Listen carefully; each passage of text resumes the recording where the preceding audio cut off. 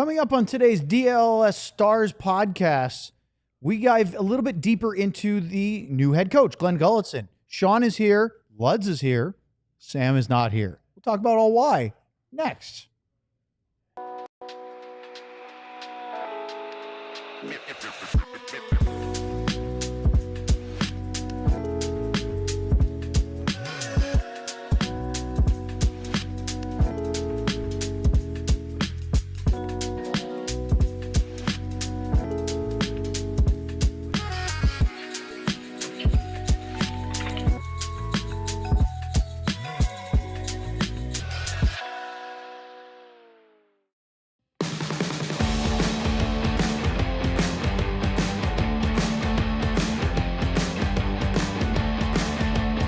It is Monday. It is July 21st. It is the DLS Stars podcast as I am in the lounge. That's right. I actually had to put on pants today because I can't just wear shorts and hide it behind the desk in the podcast studio. I have to give credit to our DLS management crew, though. The air conditioning feels like it's functioning properly in here today. So kudos to that. I'm not sweating my face off like normal. And speaking of sweating, the Mando Reed guy himself, Craig Ludwig, is joining us, as well as our very own post-shave after the long Forrest Gump run. Sean Shapiro is with us as well. You'll look like you're running in Forrest Gump in, 2 weeks or so? You'll get the shag back? Yeah, it'll be back sooner than later. Yeah. It happens. I always love this. You're in your I've mistaken for a high school journalist phase. I have until, I believe it's August 5th is U17 Five Nations over, which is the next event I have to cover that involves prospects and everything like that. So I needed to shave so I had enough time to grow the facial hair back so I wasn't accused of being a child trying to sneak into the arena. So, yeah, I'm sorry, son. You can't be. This is for only serious journalists. Yes. Well, Sam's not here today, although I believe he should be, if he's not in Dallas, arriving in Dallas, as he and his fiance make their move from New Jersey. I don't know if they have to sit in quarantine to get the New Jersey off them before they can settle in, but Sam definitely does. Sam definitely be in quarantine. I think that's a rule. Well, he won't be here today or tomorrow. This isn't an emergency room visit today. It's just a normal. As far as we know, but there's always, I would never rule that out. But as far as we know, he's of sound body. So, all right. With Sam not here today or tomorrow, we have a great show planned up for tomorrow as well. Toby Peterson, the new head coach of the Texas Stars, former Dallas Star, will be joining us as a remote guest. So it'll be Sean, Luds, myself, and Toby will be here to talk about his new gig with the Texas Stars down in Cedar Park. And I'm sure he's a great talker, really good dude. It should be a fun show. That's tomorrow at 2 o'clock Central Time. Don't forget to hit that like and subscribe button if you're watching live here on YouTube. Let's talk about the Dallas Stars head coach. Glen Gulutzan will be formally taking the reins in September. But Sean, after he was on our show, you had a chance to do a one-on-one with him for your Substack, which is called ShapShots, and wrote an interesting piece last week about it that I thought we should talk about today, which is about, and we've hit on some of the themes about how he's a different coach than he was when he coached the Dallas Stars back a decade ago. But the evolution is actually 12 years ago. The evolution of Glen Gulutzan is quite a fascinating one. And you had some interesting things that you gleaned from talking to him last week. Yeah, one of the interesting things for me with Glen was, and he was open about a lot of this stuff too in his introductory press conference too, but we went a little bit further down the path of when he looks back at his first time in Dallas, and one of the biggest lessons he took, and you talk about growth, because he knows that's the question he's going to have to answer all season. Why is Glen Gulutzan fit to be head coach of this team? And he was pretty honest about how first time he was around, he was way too much of the micromanager. He didn't realize how much of a head coaching job is more of, you have to deal with the macro, you have to deal with the big picture, you have to be the guy who sets the vision and then guides everyone else there. You can't have your hands on every single little thing. There's not enough time. And one of the most interesting things that he brought up to me on it, which I hadn't really thought about from his initial time, was you think about an NHL staff now, you've got 3 assistant coaches, you got 2 guys in the video department, you got an analytics department, you got an entire team between you and the team. And when he first took over in Dallas, him working with then Stars goalie coach Mike Valley, that was the first time he'd ever worked with a staff that had a goalie coach on it. And so Glenn was very much I have to have my hands on everything, and it pulled him in way too many directions. And he was pretty open about that. And kind of through his time now over the past dozen years, he's learned how do you, as a head coach, how do you basically be the CEO, for a lack of a better word, the person who guides the big picture and then lets people do their things. So I'm really, it was one of those spaces where you kind of get why the Stars made this hire and you see how things went. And speaking with Glenn himself, you start to understand there really is the learn from experience. There really is the acknowledgement of failure in the past, and it's I'm fascinated to see how it plays out, because he was really big on giving control to his assistant coach. He was really big up to me on telling, okay, I know Neil Graham can do this. I know Elaine Nazarini can do this. I know Dave Pelletier, who comes in as assistant coach, and this guy can do this. I know they're great at their jobs, and it's my job just to help them be the best at their jobs. And it's a very different approach than how things have ran for the Stars the past 3 years, where Pete DeBoer was very hands-on for everything. And so I'm fascinated to see how players respond to that, because clearly, as Jim Nillis made clear, the players weren't responding to the Pete DeBoer approach. So we go almost to a full 180 now if Glenn kind of is going to live up to what he says. Luds, when you hear all that, I know we've hinted about maybe a different scheme or a different approach from Elaine Nazarini, or maybe just having the governor released on what he wants to do. We get to see his full thing. Obviously, we'll get a look at what Neil Graham has to bring to the table. Are you encouraged by what Sean's talking about of the evolution that Gully has shown in the last 12 years? Well, I mean, for me, I'm thinking that's TBD. Like, I don't know. I mean, Yeah. how long is he going to allow this to go on? Because, Sean, I think about that. And again, Gully came in here, and I don't know if he didn't get the choice or however you want to word it, didn't really get to come in and say, okay, I want these 2 guys to work with. So, and it's not that he doesn't know the other guys. I'm sure he knows them, but I don't think he's ever worked with them, right, as on the bench. And so being that guy where at the end of the day, everything really falls at your feet, how long do you allow that, and how does your communication go? And because sometimes I think it's a little bit easier to give the reins to somebody for running the forwards, running the defensemen, and that's your job. I think it's a little bit easier when you're working with them or you've worked with them. So not knowing and not having worked with them, I'm just wondering how long if things aren't exactly going the way that you would like to see them go, how long do you bite your tongue? Or do you ever? I mean, do you ever step in and say, hey, this is what I told him he could do? He can do it. But like I said, at the end of the day, they're typically firing the head guy if things aren't working out before they're firing an assistant guy. What do you think? Oh, go ahead, Sean. No, I was going to say, and that's kind of one of the things that is just, we're having this show, and as we joke about all the time, we're trying to fill shows in July. So we all of these answers, if we had a time machine, we could go ahead and fill all of that. That would be great.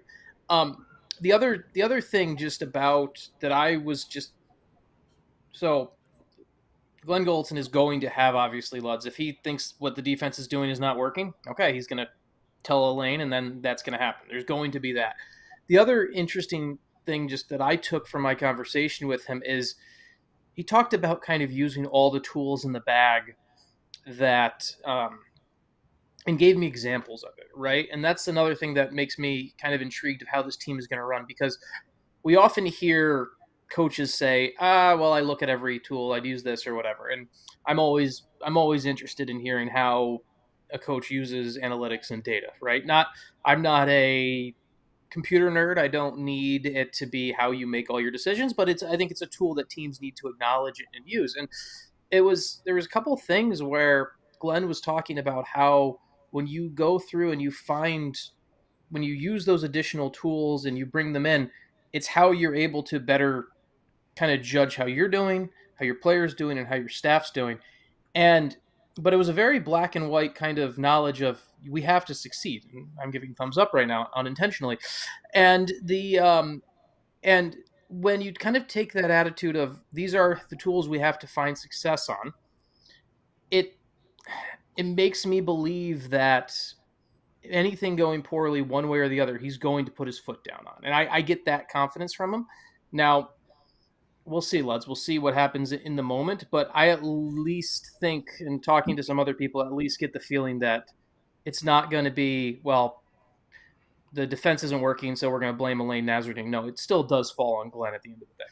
So go ahead. Yeah, these guys are together every day, right? I mean, it's not like they don't see each other until for an hour a day at practice and for game night. So I would assume that those conversations are ongoing, after the first practice and after the scrimmage. And hey, we've got to get to this point. We got to work on this because this is how we're going to do this. And so I think if I'm an assistant coach, I'm obviously listening to what he's throwing on me because that's what we have to do. That's what the head guy is trying to say. And so I don't think it's seamless, but I think that's what the gig is. I mean, you're there to work with 3, 4, 5 other guys and see where you can take it. I want to read you a quote that Gully gave Sean in his Substack last week and get your reaction to this, because he was talking about Gulutzan was trying to build the system and to fit the team and the roster, not the other way around, not trying to cram the players into his system. And he said that and Sean goes, well, what does this mean?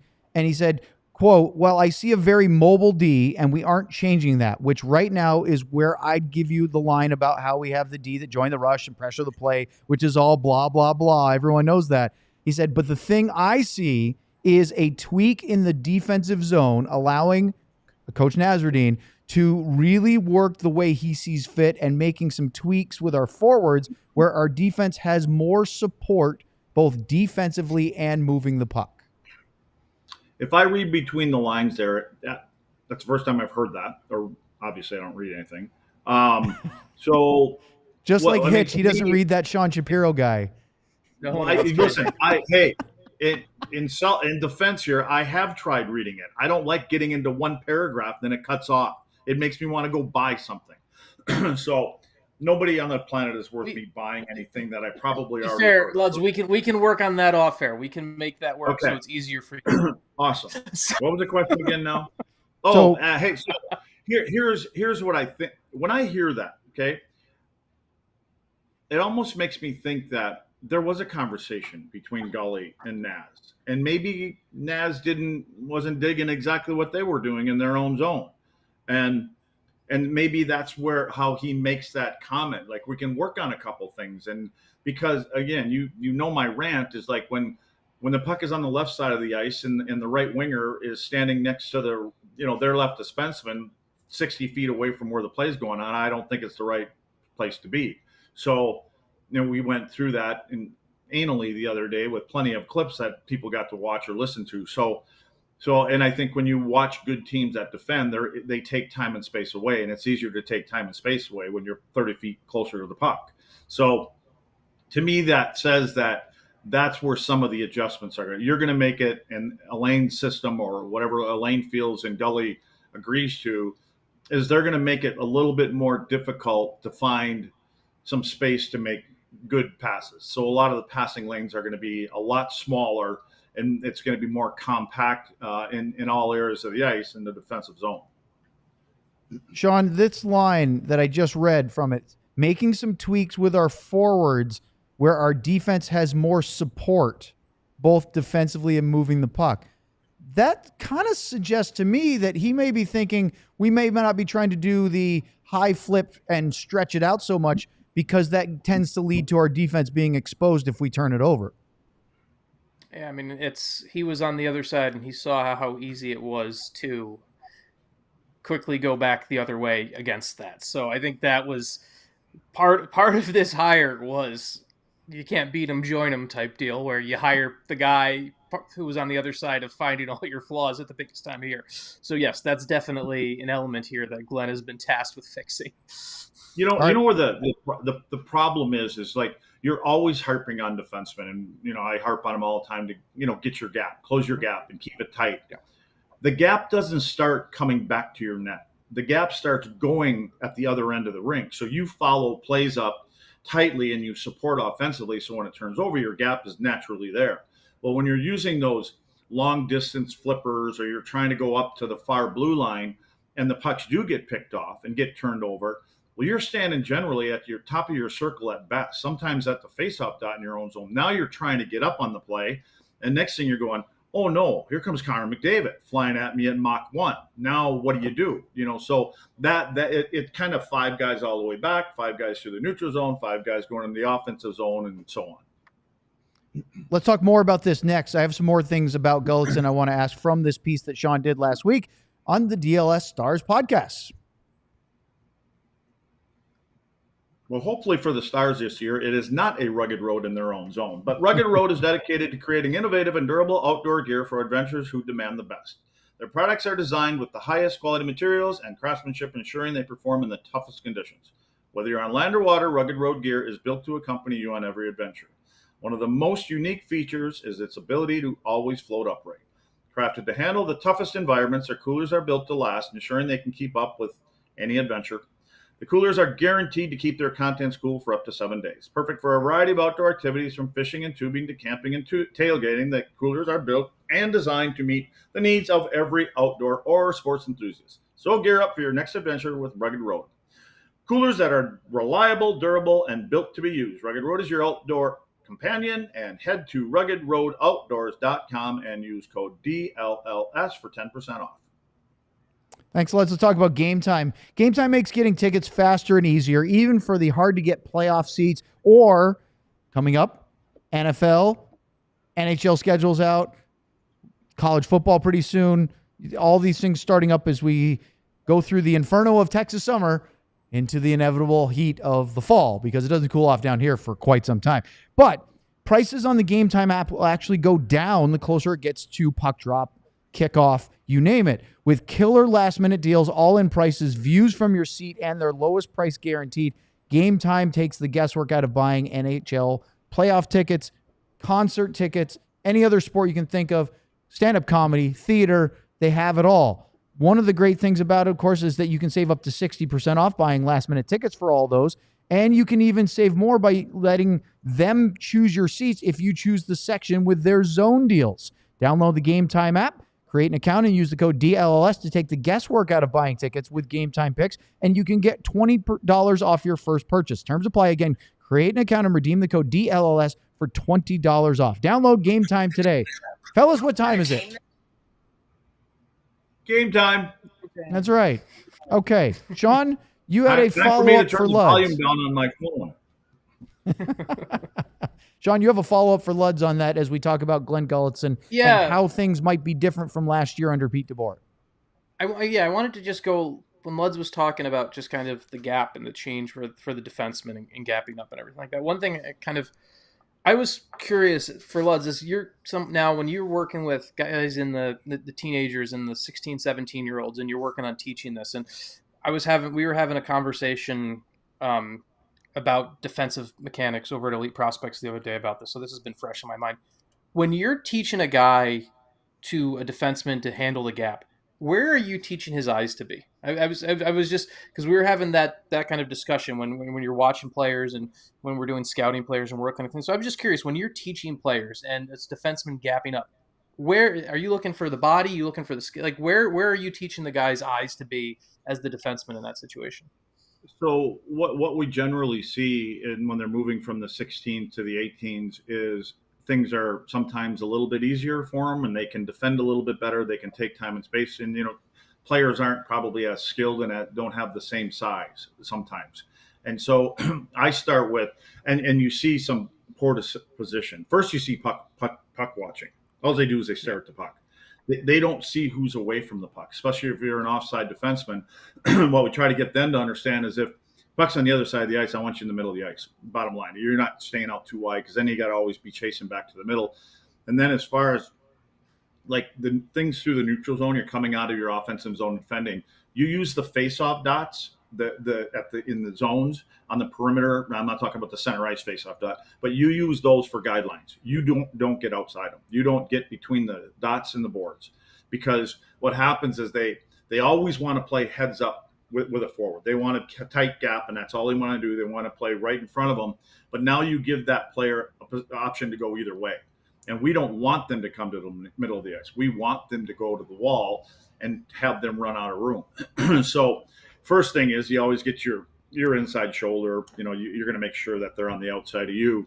But as far as looking at the body, anything, it's generally right in the middle of the chest. Then trust me, it's our biggest thing. And how many times I have to go to players, not just defensemen, but forwards too. I said, they're like, you guys have heard me say the pen light before. I mean, if you've ever seen those videos with a cat and you're playing with a pen light on the floor and it's changing it up, it's exactly what they remind me of. And they're just staring at the puck. And so ultimately, they get out of position because the forwards are, they have all this skill and they move the puck from here to here, and you got a defenseman that goes to here, then he goes to here, and then he goes to here. Next thing you know, you give up the middle of the ice. So I prefer to get them to basically start in the middle of the ice. You don't get outside the dots, and as you start to get to your own blue line, now you gradually start taking things away. And again, as much as we want you to hold the gap, you have to start someplace to get them to understand that this level might be a little bit better.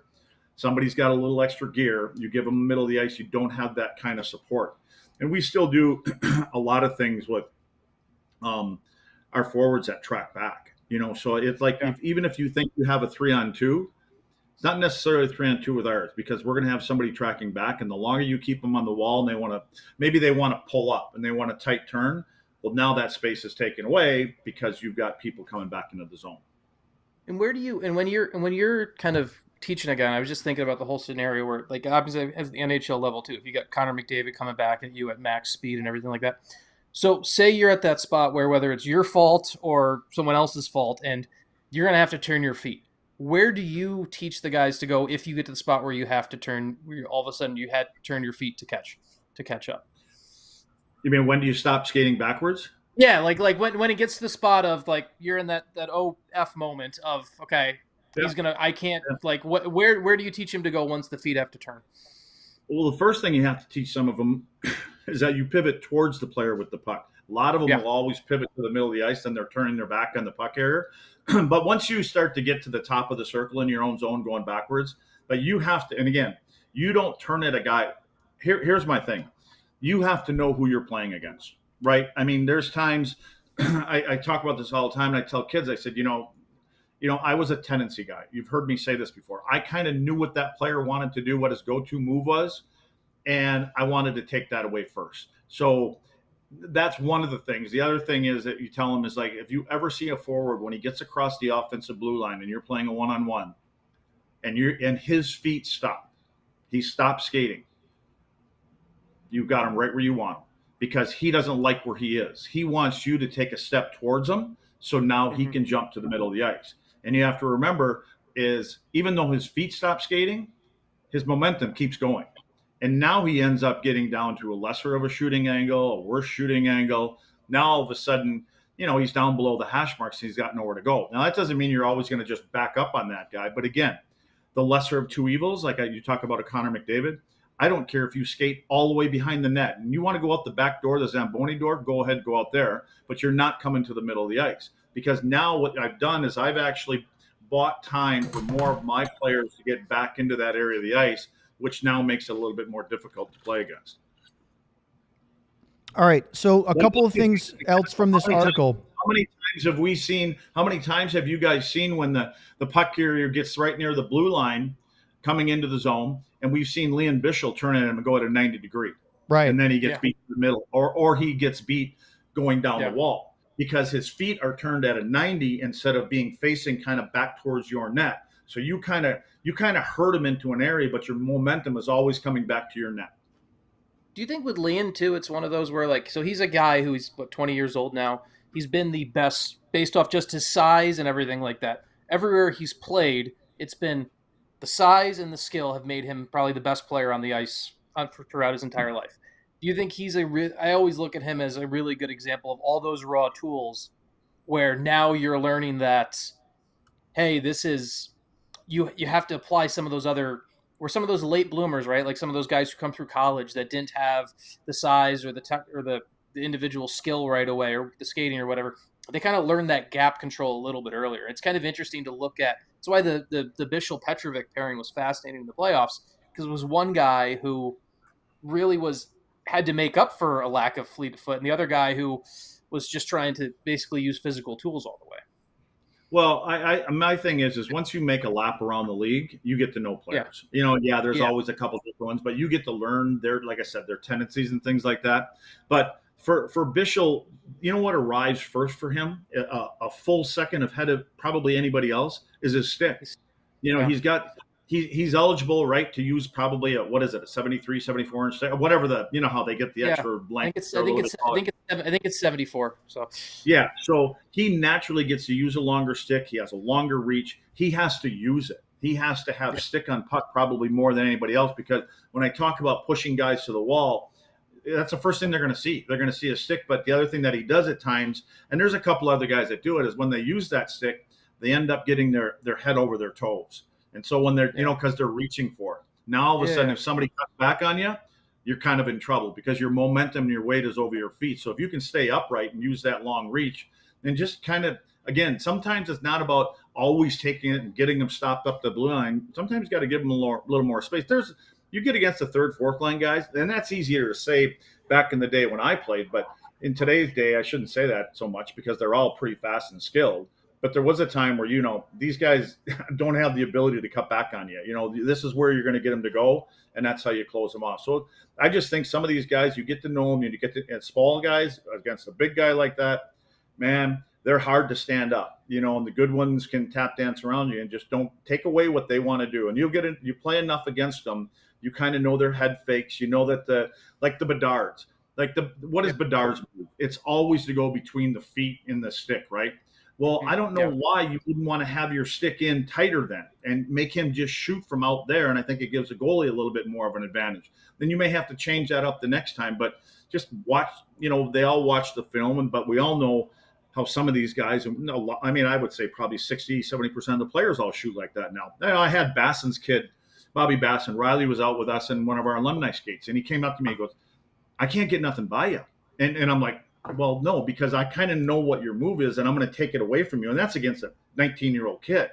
So, you can frustrate players more than anything, when you're limited. Yeah. Well, speaking of Liam Bishel and being yet another talented left shot defenseman, there was something, Sean, that you wanted to talk about that was not in your article about what you had a conversation with Gully in regards to lefty righty. Yeah, and it was. We talked about we're talking about defensemen and the way he's going to build his team and play players out and everything. And I asked him about the whole, just because I told him, to be clear, Glenn, this is a question you're going to get from everyone else all season, so I'm just prepping you for it. People are going to freak out that Miro Heiskanen doesn't have a right-handed partner. So just let's go through the practice question right now on that. And he, one of the things I really appreciated from Glenn's perspective on it was, you know what? He said, it doesn't really matter. He says there are pros and cons to both left and right D.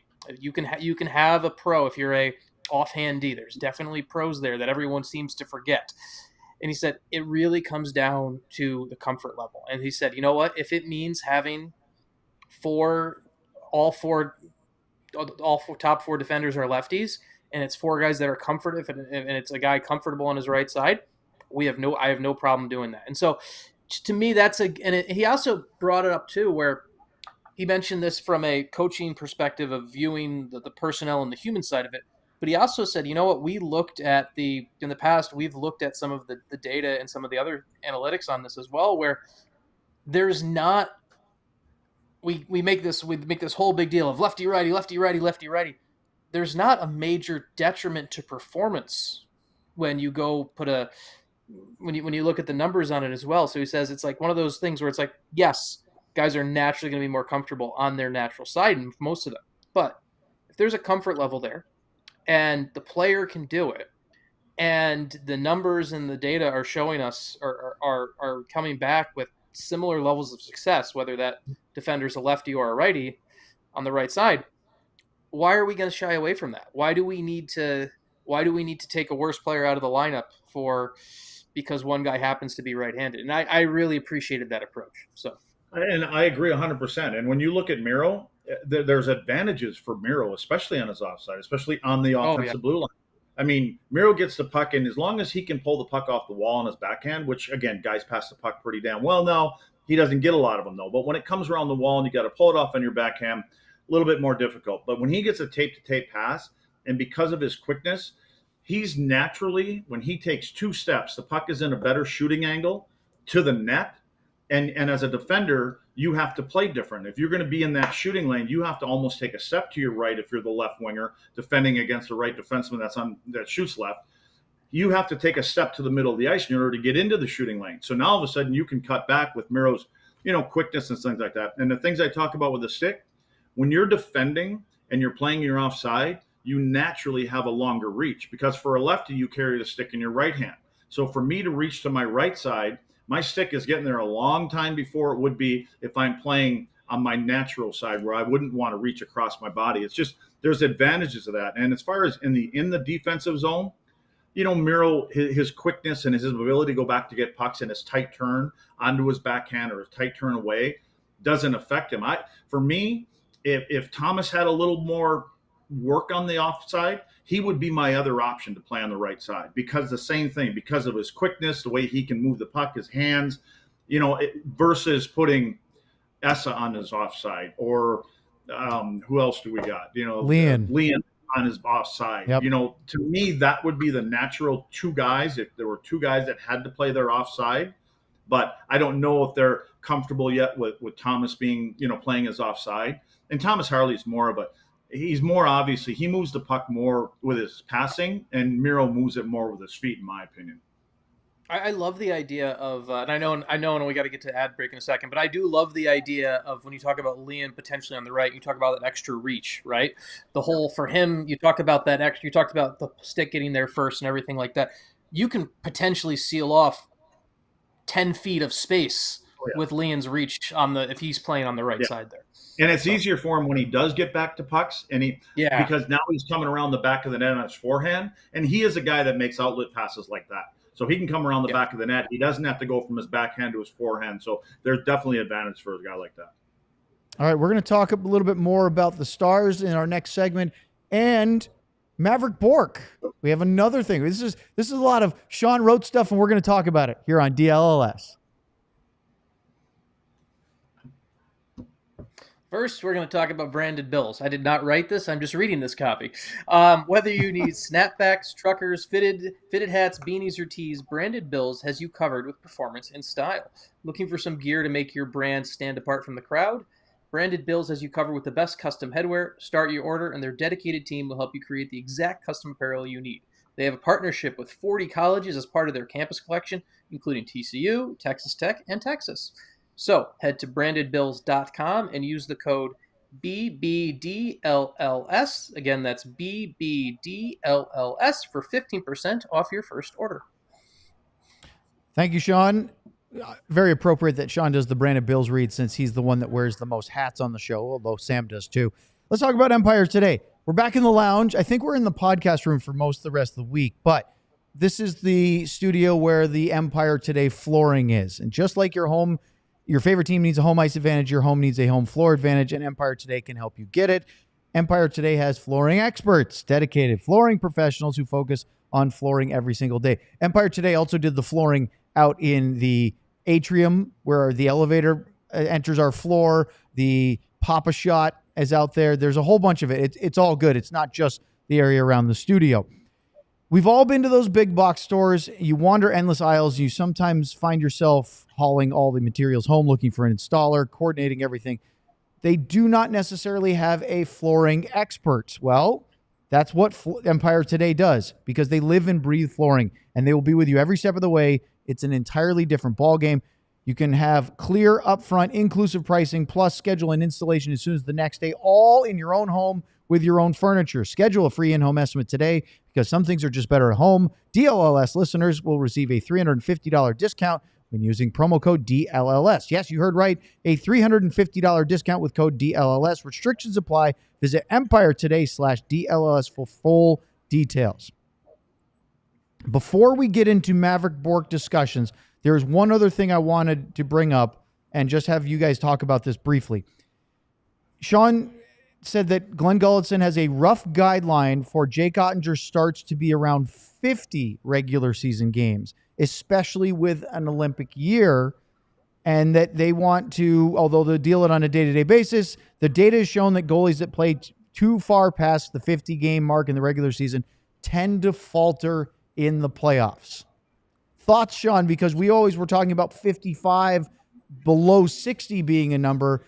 And with Casey DeSmith having a very good year last year, it doesn't seem like having him play 40 plus is that big of a deal. No, it shouldn't be. I mean, it's if we're going to use 50 as the line, my simple math is 82 or 35, minus 50. We'll say.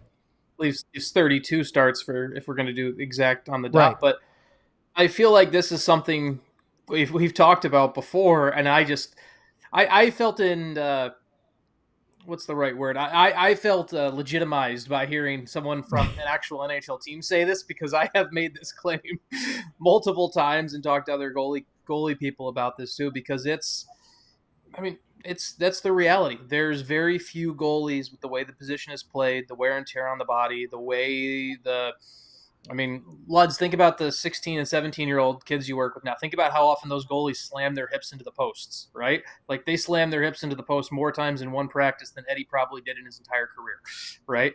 Like, there's so much more. The position is so much more demanding now because of the way goalies play. And once again, this goes back to, he's probably not taking a shot at Jake Ottinger because the prior coach learned you don't publicly do that.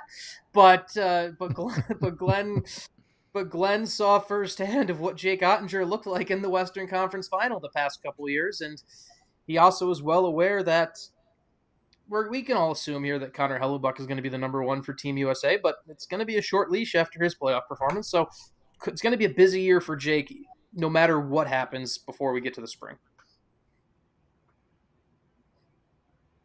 I don't care. Nope. I think every goalie's different. I don't think you mentioned Hellebuyck. I don't think he's ever only going to play 50 games a year because he is their guy, and maybe that's what he should do. Maybe that's what would save him, when he gets there. Now, I will say that I don't know. I think that there's goalies that probably like a little more work and they get a little bit more in a rhythm. But maybe what you're doing is you're protecting themselves from themselves by limiting the games that they're playing. And I guess you have to be able, maybe for Jake, it ends up being where, Jake, let's take a look at how you played and how things unfolded in the playoffs. And that's the most important time of the year. So the fresher we can get you to game 83, because odds are you're going to play 20 of those 26, 27, 28 games or whatever it is if we're going to the end of the rainbow. For a comparison here, and we will talk about Mavrik Bourque in just a second, the Stanley Cup winning goalie for the last 2 years, well, in this past year's season, he did not play a ridiculous number, did Sergei Bobrovsky. In fact, he had 54 starts. That, to me, seems like a pretty good number. Whereas Hellebuyck, 62, Vasilevsky, 63, Shesterkin, 61. None of those guys made the conference final. There's an age difference, though, isn't there? Where's Bob at? Bob 35, 36? I'm not even sure age-wise. Bobrovsky, I don't know if that has anything to do with it, but he's 36 now. He'll be 37 in September. Yeah, and maybe that has some. I don't know. Yeah, one thing that's going to be interesting too, and it won't go into effect this year. It won't go into effect this season because the full-time e-bug, even though they deprofessionalized it very far down. But I've spoken to Glenn about this. I've spoken to other goalie coaches about this. A lot of them are fascinated to see how it changes the goalie practice habits next season, of how teams basically have that practice e-bug goalie, and just if they start giving way more days off to goalies. And so it was not for this season, but I had someone who works in the goaltending department for another NHL team said, don't be surprised if 2 years from now a team tries to he said we're going to all learn on the fly to see how it works. But his prediction is somebody is going to get overly aggressive and play their goalie 65, 70 games because they think of the practice part of it. And he said it's just like, it's not going to be us. They were very clear. It's not going to be us. Now, I'll also be clear, this team clearly does not have a guy who should play 55. So but he said it's not going to be us, but somebody is going to overly aggressively go at this and see what that position can do. And we're all going to learn from either their mistake or their positive of how they handle that. But that's a great conversation to have in July of whatever the following year. Well, let's talk about Mavrik Bourque for a minute, because a piece that you wrote, Sean, for our DLS site, alldls.com, still on there, as they usually don't disappear, has to do with your thoughts on why you think he's due for a reset and maybe a step forward in Glen Gulutzan's system and getting to the net. Leds did a great piece about why the Stars on Friday, and if you haven't seen it, go watch Friday's show, about why Dallas wasn't, especially in the conference final against Edmonton, getting to the hard areas of the net. Can Bourque be that guy? And we have a couple of visual aids for you to make your claim. Go ahead, Sean. Oh, for Mavrik Bourque? Yes. I thought we were going to Lud's. Yeah, I mean, so if you go back, you can pull that back up, Elijah. Just to show. So this is Mavrik Bourque's shot chart from last season. And one of the things that I find intriguing looking at this, and then I went through and looked at some of the video as well, which we're unfortunately not allowed to show. When Mavrik Bourque is playing well and when he is able to take space, you can go and see he is able to create both down the left and the right. And obviously it's a big year for Mavrik Bourque after his buddy Logan Stankoven was traded away. He becomes the shiny new toy as the top young player and everything like that. But I can't help but wonder when we always talk about, okay, are you going to have on the left side, like Luds and I both kind of had the eye roll when someone had Oscar Beck up on the top second line left wing. Mavrik Bourque could play on his offhand. We talked earlier in this podcast episode about how there's pros and cons, and Bourque is a very cerebral player. And to me, he is a classic case of, if you're going to be creative and think outside the box, and if you're talking about a player who needs to find opportunity, isn't he a guy who you instantly lay out, you know what? You could, if you have a chance to get into our top six legitimately, if you can show us you can play on this wing, if you can show this versatility. And that data there is from him all playing on the center and the right, but he gets all over the ice. And that's where my case comes from if I'm trying to use all tools for this Stars team. Where has Mavrik Bourque been in his American League? Obviously, you're going to see him more. Yeah. But in his career, is he more of a shooter? I mean, did you think of him, should he be a shooter or should he be, because Stankoven ending up with, 8, 9, 10 shots a night, right? Is he more in that category? He's more like Mavrik Bourque is more of the. I think if you can get the ideal version of him in his NHL career, he's going to be the guy who's probably getting 3 to 4 shots a night and is more of the passer, the delay and pass creator. That's going to be a little bit more of what he profiles as. He's got a good shot. He doesn't have as good of a shot as Stankoven, so it's going to be. There's a lot more of the shots to create chances for others. One of the things he did in the AHL really well that one of the things he did really well in the AHL, and if I'm Neil Graham, actually, I think Mavrik Bourque having Neil Graham there might be one of the best possible things. If I'm Neil, I'd probably sit down with Mavrik Bourque and say, hey, let me show you all of this stuff you did when you won a league MVP award for me. Let's look at all these little pop plays, pass off pad for those of the people not knowing what I'm talking about. The ones where you're coming down, shooting far pad to create the side there. Mavrik Bourque created so much off of that for teammates where it was either direct rebound to his line mate, or he did a really good job of circling back and finding those rebounds and retrievals. I think there's so much of his game that he just kind of lost the confidence of at the NHL level that I think maybe Neil could be the person that helps him unlock it. I'm really intrigued by watching what the kid can do this year because I've always liked the player, and there's a tool set that can really work. So that's me stumping for it, I guess. Whatever. Well, I would agree with taking a look at that. That's why I asked you if he's more of a shooter, because if you want to play on that top line on the left side, Matt Duchene generally wants to gravitate once he gets across the offensive blue line over to the right side. And Tyler Sagan does a really good job of either coming in behind or filling that other lane. So with Mavrik being over there in a one-timer position, or even when you're talking about the POP, to be able to get a puck, and because Duchesne more than likely won't be the guy going to the net for the rebound, but it could be Tyler Sagan. So if that when Duchesne gets over to that left side, Mavrik learns where to find the pocket over there that he can get pucks from. They can go to the net, and Tyler Sagan now when Duchesne cuts in front of him, typically Tyler would come over the top, and then he'd come more down the middle of the ice. And so I can see where that play could be difficult from a defenseman standpoint when Duchesne can get that pass over to him, and then he gets that shot away quick. They should create rebounds, but there again, you have to get to those areas to get the rebounds. Because when I look at a shot chart and I see that shot chart you have, it's not concentrated in one area or the other. In other words, it's all over the map. If I saw a shot chart, if we looked at a shot chart of Zach Hyman, that's the kind of guy I want with those guys. Yeah, I mean, we're talking about. I could draw it right here for you. ... But take a look at this, guys, because whether Bourque were to be elevated to that left wing spot, or whether he plays, let's say, third line right wing along with Wyatt and Ben, or whatever combination you think, he still needs to be a guy that goes to the dirty areas and goes to the net. And Sean had part of his article on our site put up the goals chart. So this is isolated, so it's not just the shots, but the actual goals that went in. And Luds, a lot of them are pretty close to the net.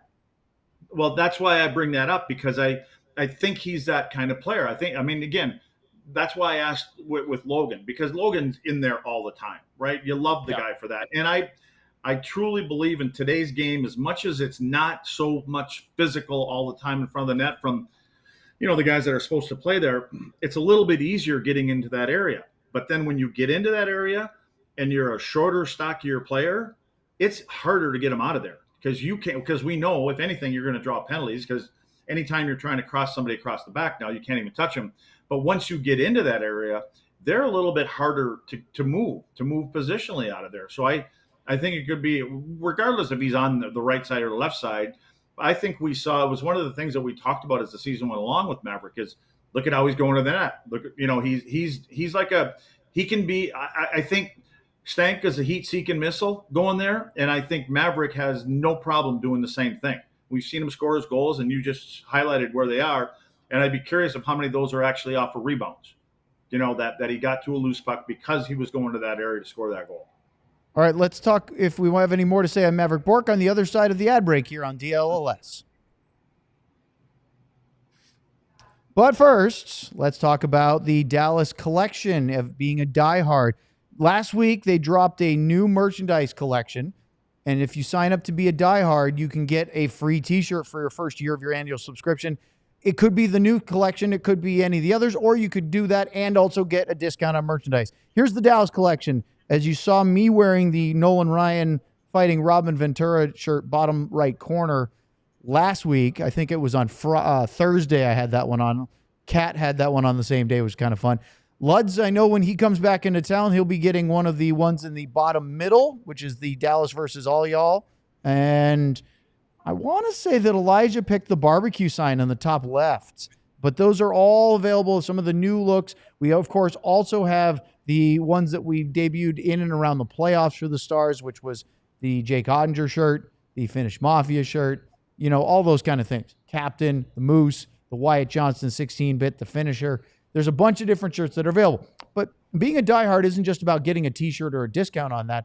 It's so much more than that. It's being able to read the Mavrik Bourque article that Sean wrote on our alldls.com site. Scan that QR code. It'll take you right there right now.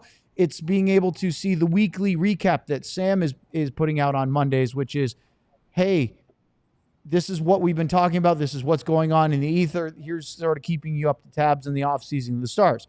And it's the Discord. It's the connection with the community. That it's not just on the chats during the show, but it's 24/7.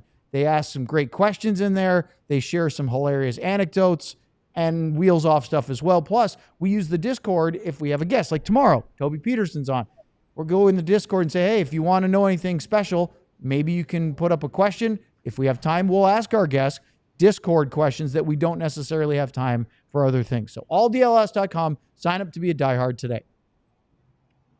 All right. Anything you guys want to add on Mavrik Bourque before we get to our last topic of today's show? Okay. So it's something for us to, the reason I wanted to bring it up, and it was a good piece that Sean wrote, was keep an eye on when we get to September, when we get to training camp, to see what we're going to see from his second year of Mavrik Bourque. Okay. Luds, I'm not sure if you saw or heard the Scottie Scheffler press conference he did before the British Open, which was this past weekend. He won yesterday. But before the tournament began, he did a press conference, and he had some very deep, reflective, introspective thoughts on being a professional athlete that I think transcends just being a golfer. And so I wanted to play some of it. It's about a 5-minute clip on Twitter that I saw, but this is about a 2-minute section of it. And I wanted you to share your experiences of winning as a professional versus what you heard from Scottie. So here's what Scottie had to say about how it's a bizarre thing chasing winning as a pro golfer. It feels like you work your whole life to celebrate winning a tournament for like a few minutes. It only lasts a few minutes, that kind of euphoric feeling. And like to win the Byron Nelson Championship at home, I literally worked my entire life to become good at golf, to have an opportunity to win that tournament. And you win it, you celebrate, get to hug my family, my sister's there. It's such an amazing moment. And then it's like, okay, now what are we going to eat for dinner? You know, life goes on. Is it great to be able to win tournaments and to accomplish the things I have in the game of golf? Yeah. I mean, it brings tears to my eyes just to think about, because it's literally worked my entire life to become good at this sport, and to have that kind of sense of accomplishment, I think is a pretty cool feeling. You know, to get to live out your dreams is very special. But at the end of the day, it's like, I'm not out here to inspire the next generation of golfers. I'm not here to inspire somebody else to be the best player in the world, because what's the point? You know, this is not a fulfilling life. It's fulfilling from the sense of accomplishment, but it's not fulfilling from a sense of like the deepest, you know, places of your heart. You know, there's a lot of people that make it to what they thought was going to fulfill them in life, and then you get there and all of a sudden you get to number one in the world, and then they're like, what's the point? And, you know, I really do believe that, because, you know, what is the point? You're like, why do I want to win this tournament so bad? That's something that I wrestle with on a daily basis. It's like showing up at the Masters every year. It's like, why do I want to win this golf tournament so badly? Why do I want to win the Open Championship so badly? I don't know. Because if I win, it's going to be awesome for about 2 minutes. And then we're going to get to the next week, and it's going to be like, hey, you won 2 majors this year. How important is it for you to win the FedEx Cup playoffs? And it's just like, we're back here again, you know? So we really do. We work so hard for such little moments. And, you know, I'm kind of a sicko. I love putting in the work. I love being able to practice. I love getting out to live out my dreams. But at the end of the day, sometimes I just don't understand the point. So that's part of it. I have another clip I want to play in a minute, but Luds, I don't think that being a pro golfer is the same as being an NHL player, because if you win the Stanley Cup, at least you don't have to go play another tournament. You don't have to start another hockey game the next week like they do in golf, whereas you win a major, okay, there's a tournament, 4-day tournament the next week, and then there's one after that. You know, if you're a tennis player and you win a Grand Slam, you might get a week off, but then there's another tournament somewhere and you travel around that way. I mean, you guys are famous, your team in Dallas especially, for squeezing just about every ounce of celebration time you had after winning the 99 Cup. But does that fade over time as the euphoria of reaching the pinnacle of your sport? I can't stand losing a pickleball game to my kids. I can't. I mean, I never, even when they were 6 years old, they'll talk about, Dad, you never let us win. Like I can't. Yeah, I think that, you know, everybody loves to win, but you have to hate to lose more. And, you know, and I think it's hard to compare a golfer to, you know, a team sport, just I guess in general, because I'm sure for golfers, you know, they're all by themselves. You know, really, you're in your own head by yourself. And I guess that to a point you can be the same way. But, you know, again, we, like with what we do, we have a supporting cast. We know it's about the group. And why do we love to win and win championships? It's because we want each other to win. You know, we want to accomplish things together as a group. And, you know, I'd never say that winning golf championships or tournaments are, any easier than winning a Stanley Cup. But I guess if you asked us, I mean, what we go through, of course we're going to say that, but what they have to do and, battle that little white ball, and probably what they battle the most is between the ears, and I think sometimes for us, it's a little bit more to get out of our head, or a little bit easier, I should say, to get out of our heads than having to, golf and things like that. So yeah, I would stay away from comparing, I mean, I don't know what that guy's talking about. All he does is win. I don't know. There's a big struggle with him. Is there? I mean, just keep looking at your bank account. Everything's going fine. You'll be okay. I think, Sean, from my take on it, it was more of he's super grateful of where he's gotten. He's worked really hard. He's gotten to the areas he's, as Blood said, his career earnings and his endorsements, I'm sure, are doing very, very well. But that doesn't necessarily satisfy his soul. And as he looks at his life's work, he doesn't just define himself as a golfer. Isn't that kind of that's the existential question. If we want to go really deep, that's the existential question that anyone in any field wants to ask. Are you defined by your job, or are you defined by who you are as a person? I think that's not just a pro golfer question. That's a much deeper question than we want to get into with 2 minutes left in this show. So 4 minutes. Let's not go there. Yeah. Well, listen to this part, as this is talking about trying not to lose and that feeling. And I think that's why we try to work so hard to not lose, but golf's a game where you just lose a lot more often than you win. I mean, that's just a simple part of it. In basketball or football, when there's only two guys out there, you can win a lot more than you lose. But I think I was looking at stats. It was one of the best tennis players. It might have been Federer or Djokovic or somebody. They only won like 48% of their points or something like that. I mean, playing professional sports is a really weird thing to do. Like, it really is, just because we put in so much effort. We work so hard for something that's so fleeting. I mean, it really is. Like, the feeling of winning just doesn't last that long.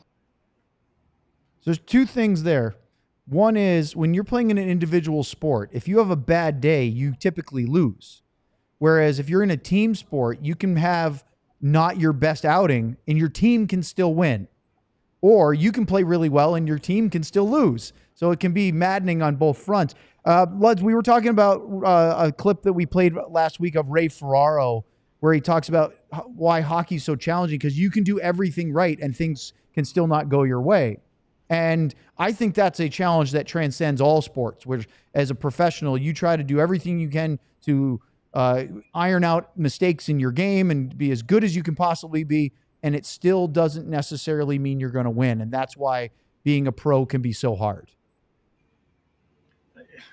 I don't think it has to be sports. You can do everything right and something bad can happen. I'm looking at the guy across the lake at the grass, and he could be cutting the grass, and he hits a rock and it bounces off the wall in front of him and hits him right in the side of the head, and he drops. I mean, it's just shitty luck.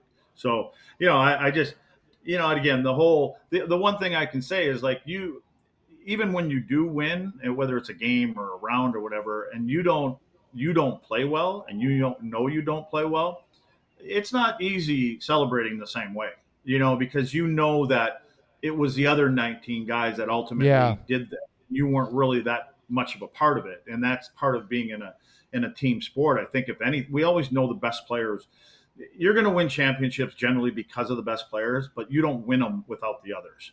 And I think you just want to be able to, to leave that game or that series or whatever and feel like you had something to do with it. You know what I mean? You didn't want to be the one that everybody had to keep bailing you out. And typically, I guess, if they got to keep bailing you out, you're probably not getting in the lineup the next night either. So, I just think they're different. Sean, the last thing I wanted to add about it was that I do think that while you strive for the pinnacle, right, whether it's to win the Stanley Cup or win the British Open or any other, trying to reach the top, the thing that I've always tried to do throughout my career and life and stuff is to enjoy that process, the journey. And you really have to enjoy the grind, right?